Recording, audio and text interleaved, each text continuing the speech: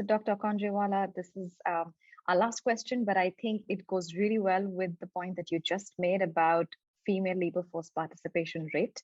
So I think it's absolutely apt to end with this question.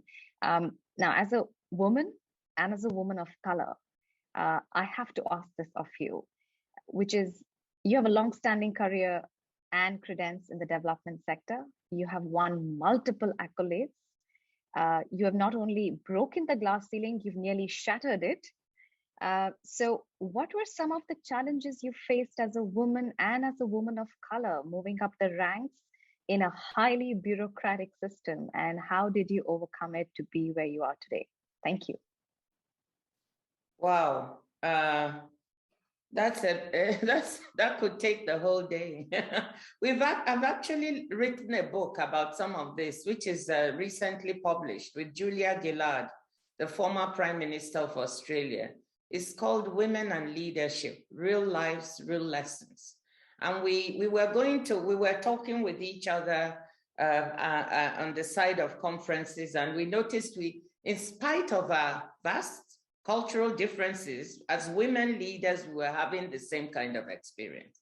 So we said, wow, why don't we try and put this down? And then we said, maybe we should talk to other women and see if they have those experiences. And we decided to interview 8 women leaders, from Jacinda Ardern to Hillary Clinton to Ellen Johnson Sirleaf, Joyce Banda, and you can look at the list of names, Christine Lagarde. And we had some hypotheses, but we found some common threads in what they experience. And when they experience it, in the book, I say, if this is what they experience for a woman of color, it's even more so. For instance, one of the common experiences, you won't believe this, I'll just name 2. One is the leaders found that if they're too soft, if they speak too gently, or they appear soft in the way they handle things, then they are termed as not being strong enough or competent enough. On the other hand, if they are very, I don't know how to tell, they are very kind of strong in the way they deal with matters and approach matters and the way they speak, they are termed as being aggressive. So they spend the time trying to manage between these two. Am I too soft? Or am I sounding too aggressive? These two ends, and trying to find a path. But the interesting thing is, at the end of the day, each one decided, I can't do this. I just have to be myself. And you can only lead by being yourself, not in trying to manage this or that or being someone else. So it's interesting, that challenge. And we have a chapter in the book called It's All About the Hair. It's a very fun book. And this is because Hillary Clinton told us she had calculated the number of hours she spent trying to get her hair done. And these were wasted hours because people were always commenting about her hair.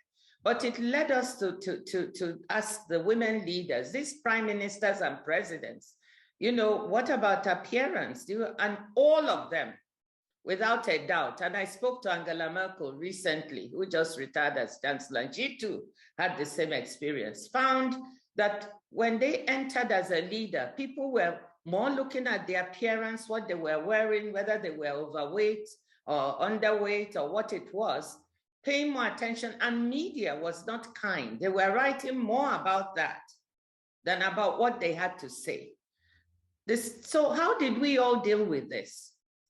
We all came to the same answer in different ways.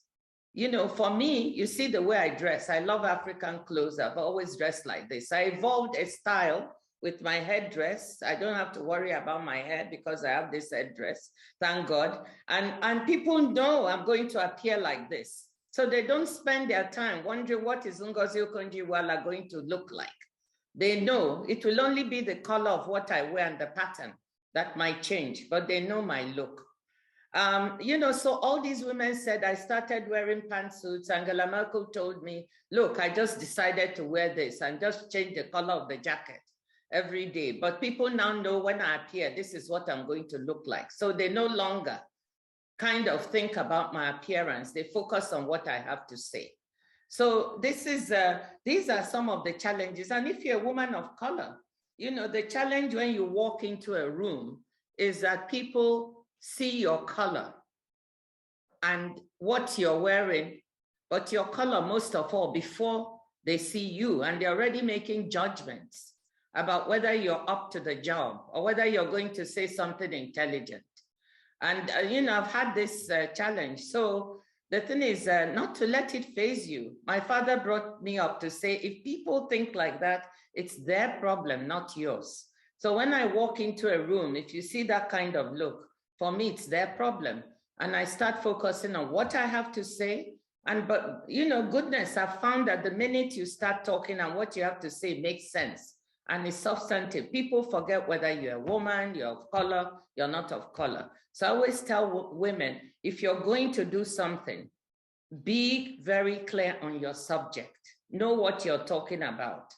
And you know, people will forget whatever it is they're dealing with.